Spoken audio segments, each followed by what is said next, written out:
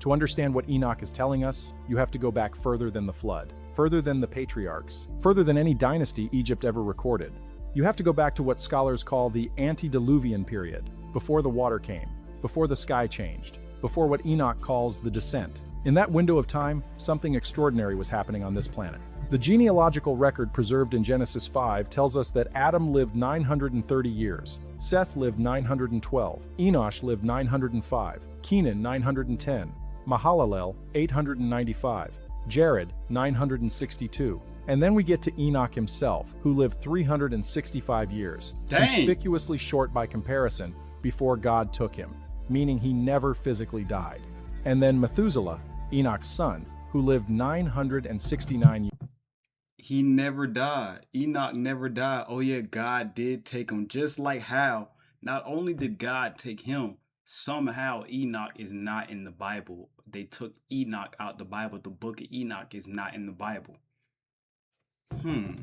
Just a little thought I got in my mind. I don't know if y'all thought about that, but it's crazy how Enoch got took early and we have to do our digging for Enoch.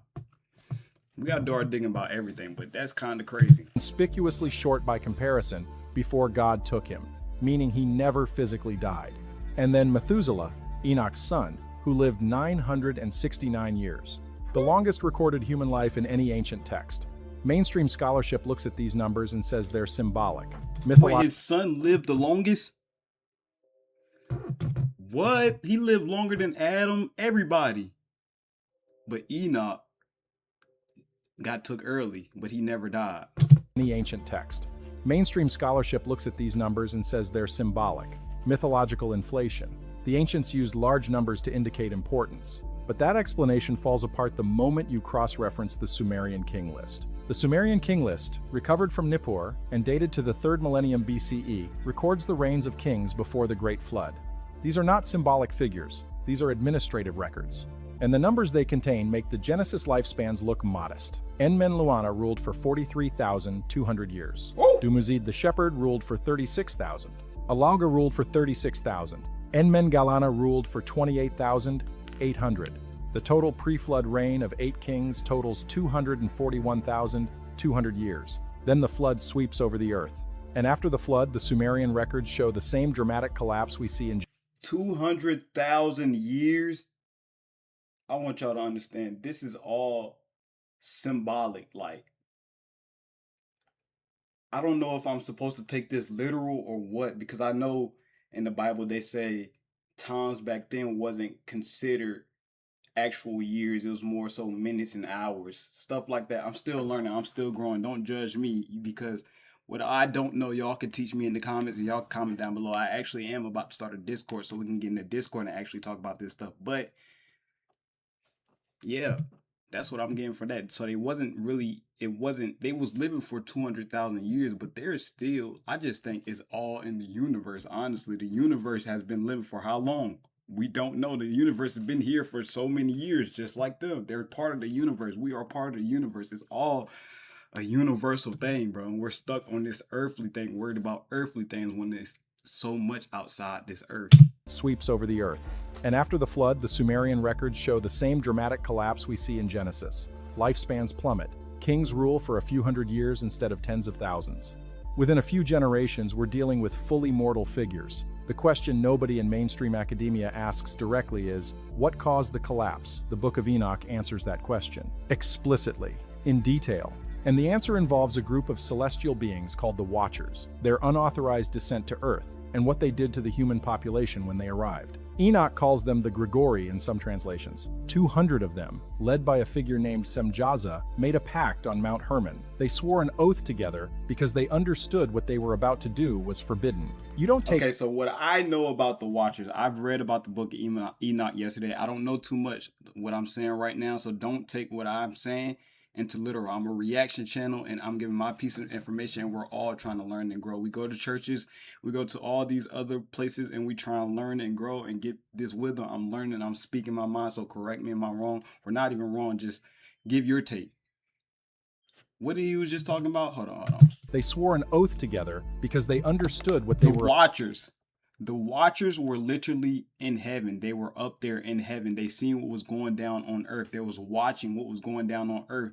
And although they was at a higher state of life, they descended. They went down on earth because they seen the woman. They seen the alive. They seen what was going on earth, and they wanted that. Not even knowing they had eternal life already. They were up there. They had eternal life already. And they came down here and they wanted what we had. Made a pact on Mount Hermon. They swore an oath together because they not only did they want what we had, they broke up the barrier from heaven to earth, and they got on Mount Hermon. That's literally Mount Hermon. You could literally go from Mount Hermon to heaven. It was a barrier broken. The veil was broken. The veil was broken. They could literally go from up here to down here. Literally. And it was no point of knowing heaven because you can already have it. People were starting to get smart. They were starting to do things that they weren't supposed to do. I'm learning. I know a little bit, but I don't know it all. Understood what they were about to do was forbidden. You don't take oaths before doing something permitted. The oath itself is the confession. They descended. They took human women as partners, and they began teaching. Here is where most people stop reading carefully, because the teaching is the story. The genetic component, the Nephilim offspring, that is the surface layer. The deeper layer is the knowledge transfer. What the Watchers chose to reveal to human beings and what they withheld. And according to Enoch, what they revealed was specifically designed to corrupt. Chapter 8 of the book of Enoch gives us the curriculum. Azazel taught men how to make swords and knives, shields and breastplates. He taught them about metals in the earth and the art of working them. He showed women the art of beautification, the use of antimony and the coloring of the eyes. Semjaza taught enchantments and root cuttings. Armaros taught the resolving of enchantments. Barakijal taught astrology. Kokabel taught the constellations. Ezekiel taught the knowledge of clouds. Arakiel taught the signs of the earth. Shamsiel taught the signs of the sun. Sariel taught the course of the moon. Read that list again, not as a list of sins, as a curriculum. Weaponry, cosmetics, pharmacology, enchantment, meteorology, astronomy, geology, cartography. The Watchers were running a civilization upgrade program, and the Book of Enoch treats every item on that list as a transgression. Why would knowledge be transgressive? That is the question that unlocks everything. Before the descent, Enoch describes a human population that possessed something the Watchers did not bring and could not replicate. He calls it by different names in different chapters. In some passages, it is the light that was with them from the beginning. In others, it is the original breath, or the first nature. In chapter 69, when the Watcher named Casbiel reveals the secret oath, the thing being protected is described as the name that was written before any creature was formed, the pre-existent identity. This is not metaphor. Ancient texts are extraordinarily precise when they want to be. When Enoch describes the pre-Watcher human, he is describing a being with a fundamentally different relationship to time, to memory, and to biological limitation. The lifespan collapse is the most obvious marker. Is it but God? There are subtler ones. The pre-flood patriarchs remembered things differently. The text of Genesis 5 is dry, genealogical, stripped of narrative, but embedded in the naming conventions of the antediluvian lineage is a linguistic record. Adam means ground, earth, red earth. Seth means appointed or placed. Enosh means mortal, frail. And this is significant because... See, this stuff right here, I don't... See, when I say I need to learn, I don't know about this. And it sucks because I don't have my book where I write and I journalize these things. I did not know that Adam meant ground. I did not know all these things. I have to write it down. Did y'all know that? I don't know. I'm so worried about these outside things. I know ground means just ground outside. I can step on it. That's all I know about the world, the earth. But I did not know that's what Adam meant, you know? They want to be.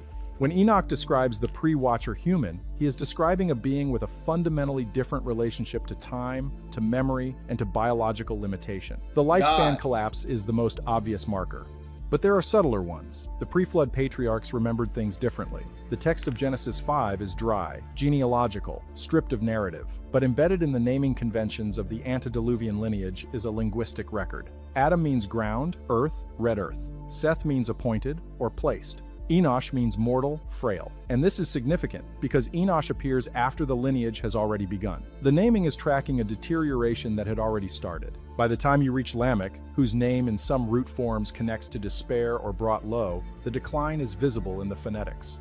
The ancient Hebrew scribes who preserved these names knew what they were encoding. They were leaving a deterioration map disguised as a genealogy.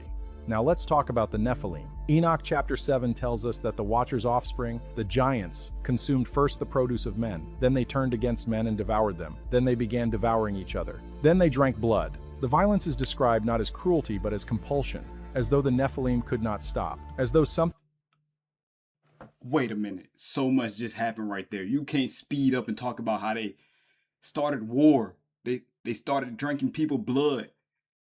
The Nephilims wasn't wait. then they turned against men and the Watcher's offspring, the giants. Let's talk about the Nephilim. Enoch chapter 7 tells us that the Watcher's offspring, the giants, consumed first the produce of So men. the Nephilims come from the Watchers. The Watchers had babies. Okay, I knew about this a little bit. I know about this a little bit. The Watchers had babies with the people. My. The Watchers came down, had baby with the woman that was on earth. And not only did they have babies with them, since the Watchers were so powerful, they were heaven sent. They weren't heaven sent, they were fallen angels to me, because they were angels that decided to descend. You know what I'm saying? They came from heaven, but they weren't sent from heaven. They did it on their own. But imagine being an angel that comes down from earth. You're not like a human. So they had babies with these women that was on earth, these human, and then they created. Wow, wait a minute, because we watch so many movies, so many TV shows, and they show us this. It's life. They show us this. They created a creation that was not supposed to be created. They created a human-like God. Giants, Nephilims, what the freak? And then they not only did that, oh my, after they created the giants, they started a war. And it's holy. Then they turned against men and devoured them. Then they began devouring each other. Then they drank blood. The violence is described not as cruelty but as compulsion, as though the Nephilim could not stop, as though something inside them was fundamentally misaligned with the world they were born into. The Anunnaki texts from Sumeria tell a parallel story from a completely different angle. The Atrahasis epic, one of the oldest written narratives in human history, describes the Anunnaki creating humans specifically to perform labor. The gods were tired of digging canals and maintaining irrigation systems themselves, so they mixed the blood of a slain god with clay and fashioned the Lulu Amalu, the primitive worker. This creation story is thousands of years older than Genesis and contains the same structural elements. Divine beings, a created human, a specific purpose for that creation. But here is what the mainstream presentation of the Atrahasis always omits. The text records that the early humans the Anunnaki created reproduced too fast, made too much noise, and disturbed the sleep of Enlil, the chief deity. The solution the Anunnaki implemented was not a warning. It was not negotiation. It was population reduction through plague, drought, and ultimately flood. The humans were not partners, they were livestock. And when the livestock became inconvenient, they were culled. Enoch's account of the Watcher's descent now reads completely differently against this backdrop. Because if the Anunnaki system had already been running for thousands of years, already had an established human population under specific conditions, already had protocols for population management, then the Watchers were not rogue angels in some abstract spiritual sense. They were operatives who broke from an existing program. Their transgression was not desire. Their transgression was unauthorized modification of the human template. Most people will ignore this But until it's the so next crazy. The stuff that they're talking about now that the Nephilims did or are doing. They started war. They started drinking other people's blood. They literally made weapons out of the earth. They made weapons out of the earth. People started killing each other. They're lusting so much. It's earth right now, bro. We're going through a war right now, a spiritual war, and it's the war that's going on right now. They're killing each other. It's blood getting spilled. It's a bloodbath. The men out this in this world were lusting on women. It's so much that we're lost into. We're so stuck in this world, and we need to defeat it. Not even we are already defeated. I'm not speaking like this. It's not because I feel for the world. That's the only thing. I do tend to fall into sin. Don't get me wrong. I'm no better than the individual, but I know for a fact I'm opening up and I'm trying. The more I get closer to God, is the more I move away from them sins. You know what I'm saying? And every day is a new step to a better me. That's the only thing I can say. And when I see the world, I feel for the world. That's the only thing, bro. I feel so much for the world because we all go through a lot. But I need to understand that God is going to fix every individual. And if God got this. God got everybody else. I need to worry about me, my spirit, my temple, my soul, my pineal gland, everything, all of that, you know. Standard reading of the Watcher narrative treats it as a story about already had an established human population under specific conditions, already had protocols for population management. Then the Watchers were not rogue angels in some abstract spiritual sense. They were operatives who broke from an existing program. Their transgression was not desire. Their transgression was unauthorized modification of the human template. This distinction matters enormously. The standard reading of the Watcher narrative treats it as a story about lust and forbidden reproduction. But Enoch is not primarily concerned with reproduction. It's crazy. They teach about lust. I just mentioned that. The world, we lust. And men, we lust on these women. But now, I don't know what is in these women's head now. I know what it is. It's the conscience. It's the voices in our head that are actually demons that are trying to stir us away from God, because God is within us. So of course, if God is within us, then the demons are also within us or around us, trying to control us. So we have to beat these demons, and not even just beat them, conquer them, and walk with God, but which is yourself. But that's besides the point. This just sounds like life right now, bro. Like, I know the giants and stuff, all that, it just still sounds like life. The recreation that's going on, it sounds like a reoccurring cycle, bro. It's just not as what it was before. Anunnaki system had already been running for thousands of years, already had an established human population under specific conditions, already had protocols for population management. Then the Watchers were not rogue angels in some abstract spiritual sense. They were operatives who broke from an existing program. Their transgression was not desire. Their transgression was unauthorized modification of the human template. This distinction matters enormously. The standard reading of the Watcher narrative treats it as a story about lust and forbidden reproduction. But Enoch is not primarily concerned with reproduction. Reproduction is the mechanism, the actual transgression, the thing that causes Enoch to intercede before the heavenly court. The thing that results in the Watchers being bound until the day of judgment is the knowledge transfer. Specifically, the introduction of knowledge systems that restructured how human beings related to their own nature and to the world around them. The Book of Watchers, which is the oldest section Even though it's made by AI, he just said some real shit though. To their own nature. Specifically, the introduction of knowledge systems that restructured how human beings related to their own nature and to the world around them. We relate to the world around us, not our own natures. Oh my. That is so real, and it hits so hard when you notice yourself, when you see yourself relying on the world around us, everything around us, not walking by faith and walking by sight. What we see, the walk by faith and not by sight, is so real, because you see what's going around. You know what's going around on this earth.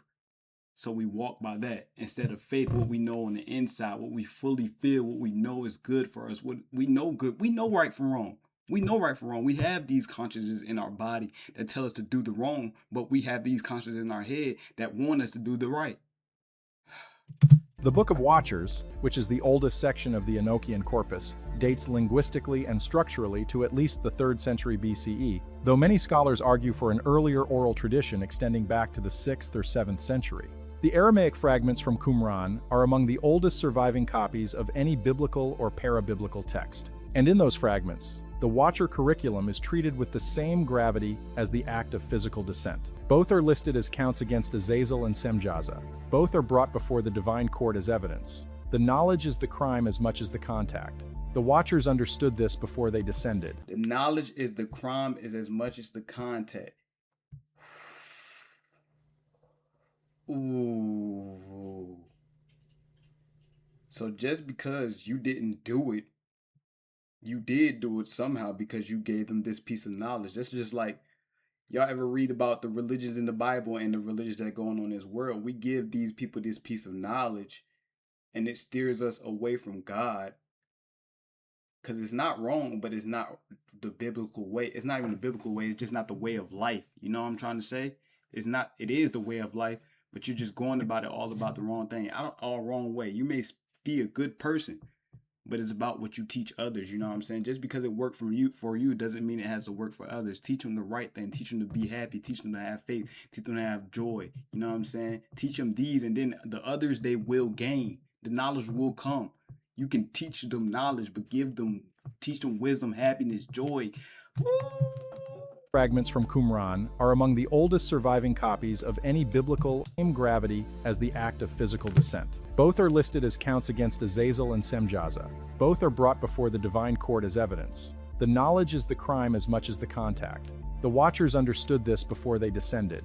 That is why they made the oath. They knew that what they were about to introduce would change the human population in ways that could not be reversed without catastrophic intervention. The flood was not a divine tantrum. It was the only available remediation for a modification that had gone system-wide. The Zoroastrian tradition, which preserves many of the oldest Indo-European cosmological frameworks, describes a pre-corrupted human epoch in remarkably similar terms. The Avestan texts speak of the Gava Eresvant, the cattle of holiness, as a metaphor for the pre-corruption human community. The lie, which in Zoroastrian cosmology is not a statement but an ontological force, a principle of distortion, enters the world through specific transgression and permanently alters the conditions of mortal life. The mechanism. And guess who was the lie? Y'all know who we say it all the time. The devil is a lie. The devil is the lie. What is the truth though? Who is truth? Who says live in your truth? Your real form, the true you. Holy. Metaphor for the pre-corruption human community. The lie, which in Zoroastrian cosmology is not a statement but an ontological force, a principle of distortion, enters the world through specific transgression and permanently alters the conditions of mortal life. The mechanism is different, but the structure is identical. An original state, a specific transgression by a specific class of beings, a permanent alteration of human conditions, and a preserved memory of what came before. Before we move on to the next section, stop for a second. What you just heard about the Watcher curriculum and the Anunnaki population protocols is the part that changes everything. But it only makes sense when you see it written out next to the original Sumerian notation, the tablet references, the translated passages on the pre-Watcher human condition. It's all in the document linked below. Take 5 seconds right now, grab it, and then come back. Because what comes next builds directly on it. The link is in the description. QR code is on your screen. The modification worked at the level of what Enoch calls the secret of the sons of heaven. In chapter 16, the text records the reply given to the Watchers after their transgression was acknowledged. The message is precise. You have been in heaven, but all the mysteries had not yet been revealed to you, and you knew worthless ones, and these in the hardness of your hearts you have made known to the women. Mom, I want to go outside and play. Mamá, quiero salir a jugar. Hold on, If you bro. want They were your just kid to spitting, read- gang. Don't And through interrupt these me, bro. You just messages interrupt some good precise. information. The reply given to the Watchers after their transgression was acknowledged. The message is precise. You have been in heaven, but all the mysteries had not yet been revealed to you, and you knew worthless ones, and these in the You have been in heaven, and all the mysteries have yet to be revealed to you. So you don't even know everything. You're in heaven, but you don't even know it all yet. You don't even know it all yet. You up here, you know something, but you don't even know it all, is what he's saying right now. Let me keep breaking it down, because I got to break it down because I don't have my book with me. So when I go home and rewatch this, I got to write these down so I can remember what I'm saying and what I'm getting from it. heaven, but all the mysteries had not yet been revealed to you, and you knew worthless ones, and these And the ones they knew already were worthless. They didn't even mean nothing. They're literally worth nothing. You knew knowledge. You knew how to have sex with a woman. You knew to give girl the desires to look good and make them know that men will lust over you. They will lust over you. in the hardness of your hearts you have made known to the women. And through these mysteries women and men work much evil on earth. The phrase worthless ones in the original Aramaic connects to a root word meaning hollow, empty, without substance. The Watchers revealed hollow knowledge. Not because the knowledge itself was empty, but because it was incomplete. Knowledge was It wasn't done yet. It wasn't done yet. You messed up the beauty of life. You altered it. You didn't even alter it. You twisted it and you flipped it and you turned it every which way. And then it didn't come out how God wanted it, so he had to flood it. without the corresponding inner architecture to process it correctly becomes corrupting. This is the mechanism Enoch is describing. Not demonic corruption in the theological sense. Cognitive corruption, architectural corruption, the introduction of knowledge systems that the pre-modification human was not built to hold without disintegration, the metallurgy, the cosmetics, the astronomical calculations. These are not sins in the moral sense. They are loading operations. You are running software on hardware that was never designed for it. The result is system failure. And system failure, when we are talking about a biological organism, looks exactly like what we see in the post-Watcher record. Shortened lifespans, increased violence, diminished access to what Enoch called the original light. the gradual fogging of something that was once clear. The Dead Sea Scrolls recovered from Qumran between... So I got a question. Just listen to this right now. Listen to this right now, bro. And the Bible sounds like life right now itself. That's why I be saying a lot of this is just symbolic. You know what I'm saying? Because even what the people did in Enoch, we're doing that. We're doing that. Even with I don't even have to talk about the military wars. Let's talk about people out here using guns on the streets. In Georgia, I have my gun because I live in Georgia. It's a state where you don't even have to be 21. I mean, you have to be 21 and have a gun license. You don't need a gun license. You can literally you turn 21, go to the gun store, buy your own gun. No parent, no nothing, no license, no nothing, no registration. Just go get your own gun. Then it's literally people out here just killing each other back to back to back to back to back to back for no reason. It's men out here, the women on here post on social media. They know these men are going to lust on these when they shake their butt or they post their news on Twitter or stuff like that. They know what men are going to do. They know what men are going to do. What are we going to do? We're going to look, scroll, fill our mind with this, clog our minds with this negativity. Why? I don't know. And we feed into it, and then we continuously feed into it, and then it becomes a cycle, and then we forget about the root of life. Oh my, they did all this and they forgot about the root of life, and they thought they could create their own life. Yes, we create our own life, but that's not what you want. That's the last thing you want, is to be a disgusting soul. And it's not even disgusting, it's just life, because we are born into this world and we fall into the life of it. You feel me? We're not even controlled by it's crazy. We control ourselves, but if we fall into these earthly things, the earth control us. We control ourselves, but if we fall into these earthly things, the earth control us. It controls our mind. It controls oh my. Shortened lifespans, increased violence, diminished access to what Enoch called the original light, the gradual fogging of something that was once clear. The Dead Sea Scrolls recovered from Qumran between 1947 and 1956 contain fragments that expand on Enoch's account in ways the Ethiopian canon alone does not fully preserve. The Book of Giants, recovered in multiple fragments from Cave 4, describes the Nephilim receiving dreams and visions about the coming destruction. They brought these dreams to Enoch and asked for interpretation. Enoch's interpretation was unambiguous. The destruction was coming because of what the Watchers had done, not just the sexual transgression, the knowledge transfer.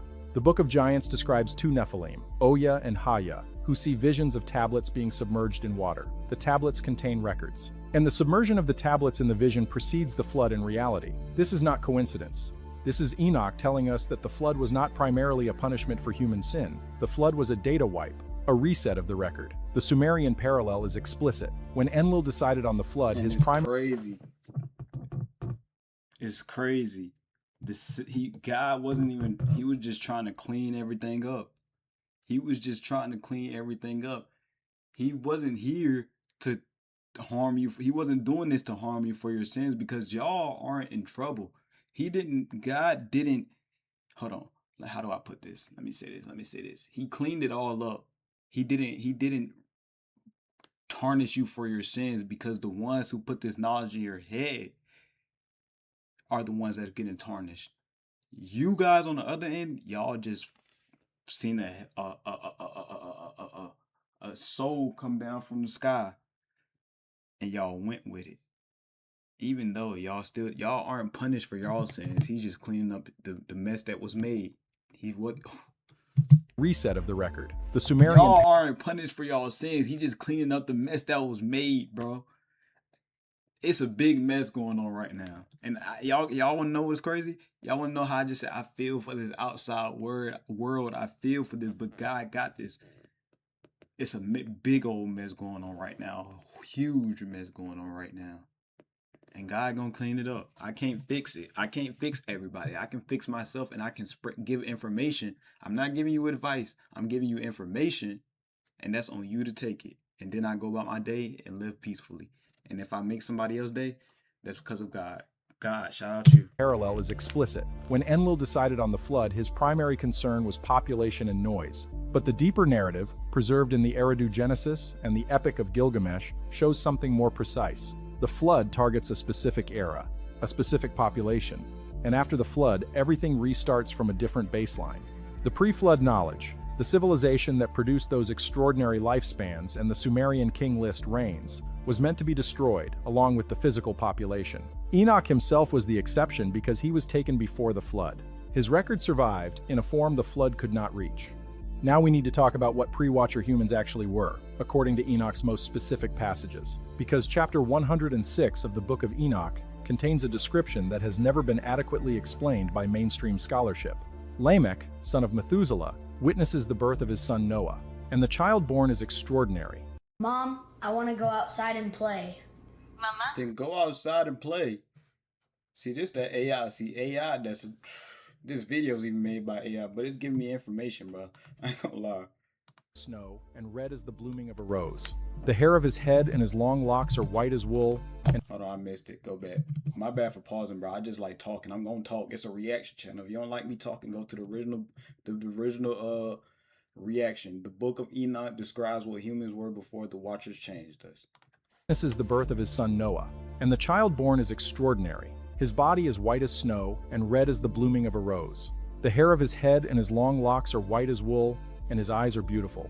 When he opens his eyes, they illuminate the whole house like the sun. He stands up from the hands of the midwife, and immediately opens his mouth and speaks to the Lord of righteousness. Lamech is terrified. He runs to his father Methuselah. Methuselah goes to Enoch. Enoch's response is what makes this passage explosive. He says that Noah is the child of a holy lineage, not the lineage of the Watchers. That something preserved, something that should have been corrupted, managed to emerge intact. The implication is that the corruption the Watchers introduced was widespread but not total, that there were individuals or perhaps characteristics that persisted through the modification, that Noah represented a remnant of the pre-Watcher template. This is consistent with the Genesis flood narrative, selecting Noah on the basis of being perfect in his generations. The phrase perfect in his generations in the Hebrew is tamim beidorotav. Tamim does Wasn't not Noah a giant too? Noah's a giant, is he?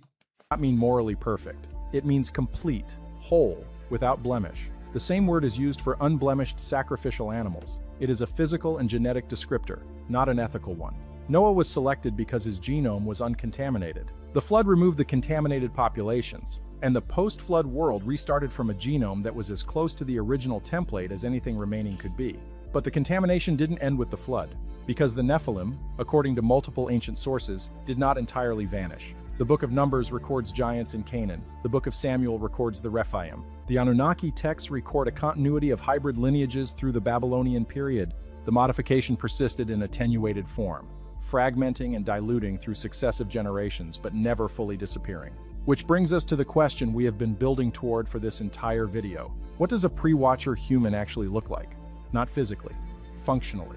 What were the operational characteristics of a human being before the Watchers ran their modification protocol? Enoch gives us the components. They are scattered across multiple chapters, written in the compressed language of ancient visionary literature. But they are there. The first component is memory.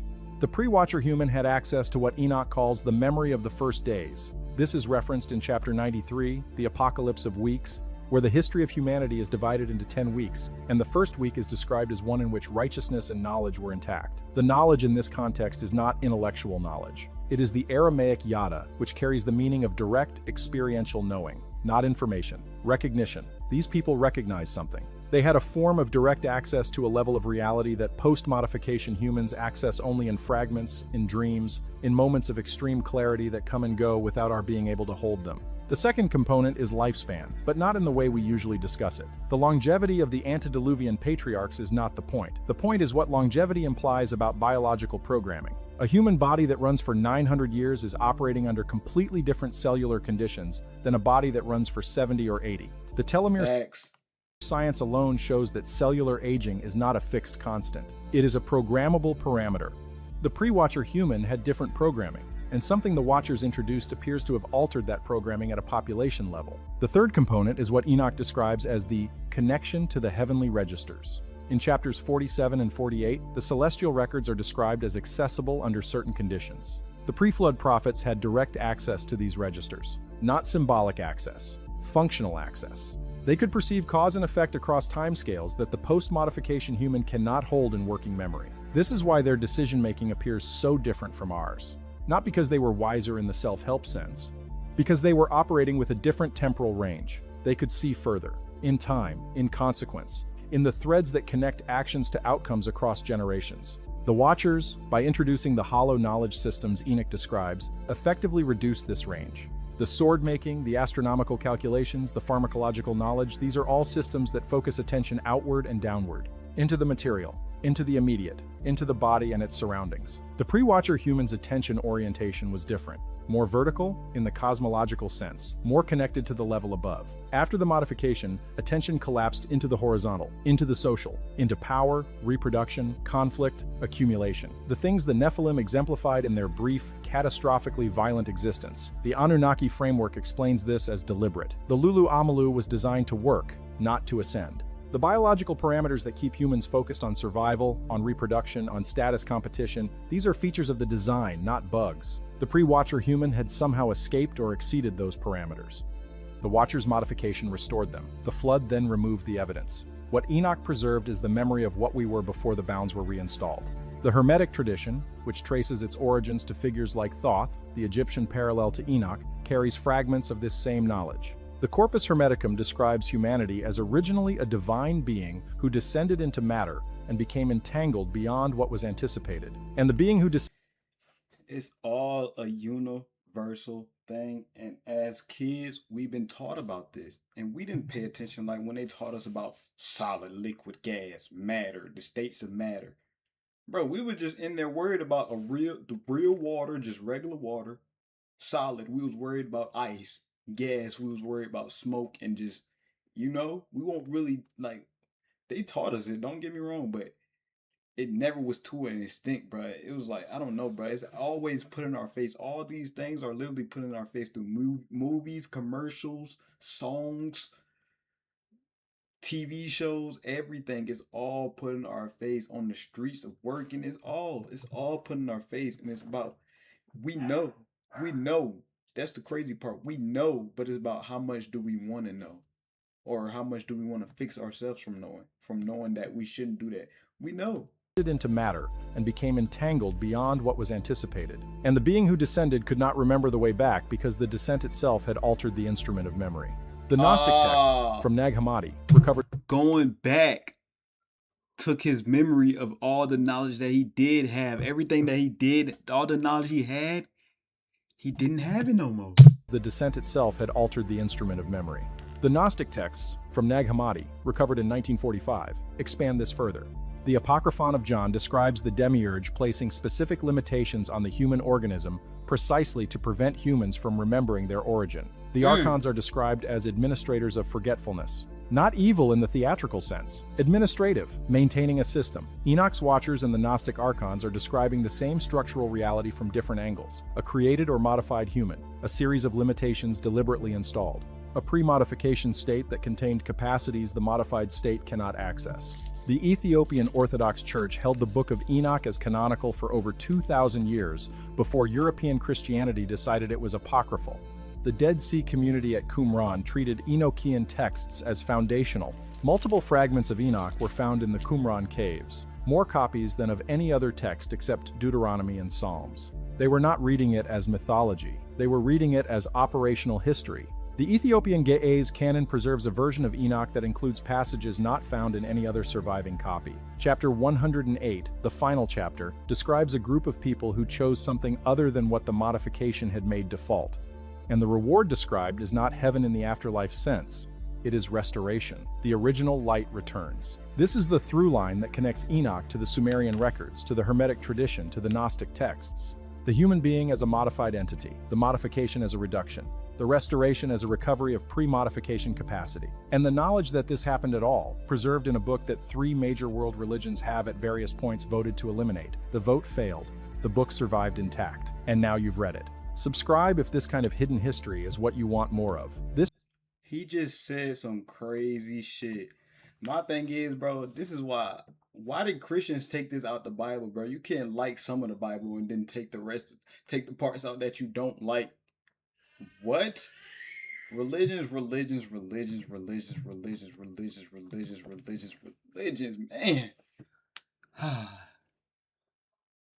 I'm just a higher bug. I know I'm not the higher above, but I'm just I'm just a spirit that supports the Most High, honestly, bro. And I love God, and I know that life is more beautiful than what we think it is. To what we stress, what we worry about, what we put in our mind, what we put in our bodies, what we feed our ears, what we produce, what we say, the worldly things is not what we think it is, honestly. We get too caught up in that, and then we don't study our inner selves, our mind, our body, our soul. We speak so negative, we forget how to speak nicely, how to speak positive. We do so many negative things, we forget about the good side. And even if we these religions, I love church, don't get me wrong, I love church. It's just like some things that preach or go on that we do, we can, it's so much that needs to be fixed, and there's so much that needs to be fixed in with all of us. So I think we just need to do more fixing. We're not wrong. We just need to fix where we went. We is wrong. All of us wrong. We all wrong. But we need to fix where we went wrong and go back to our true selves. We are all energy. We're bodies of energy. The light inside of us, let it shine. Literally. That's all I got to say for this video. There's plenty more videos coming. I hope y'all enjoyed this video, and hope y'all enjoyed I hope y'all enjoyed this video, and the more that y'all enjoy these videos, y'all choose to click and watch more. You feel me? I'm lost. I'm not perfect. I don't know what's going on. I'm just trying to figure out. That's it. I'm open-minded. I'm very open-minded. I'm very willing to hear from every side of the story. I don't do religion because I want to hear every religious side of the story. Why are we blocking out every side? Why are we putting people, it's not even putting people against each other. We're separating each other. We're not even putting us against each other. We're separating each other when we all are literally the same. I'm no better than you. You're no better than me. We all literally come from the same thing. And we're all literally have a source of light. We can't take this with me. I can't take this with me. But what's inside of me, that soul, is always going to be within me, you know? I just want to say I appreciate y'all for watching. I love y'all, and there's many more to come, because as I open my eyes, I have to keep growing knowledge. You know what I'm saying? I love y'all so much. Make sure y'all like, comment, subscribe, please. Please, that's all I'm asking. I'm not asking for too much, but liking, comment, and subscribing.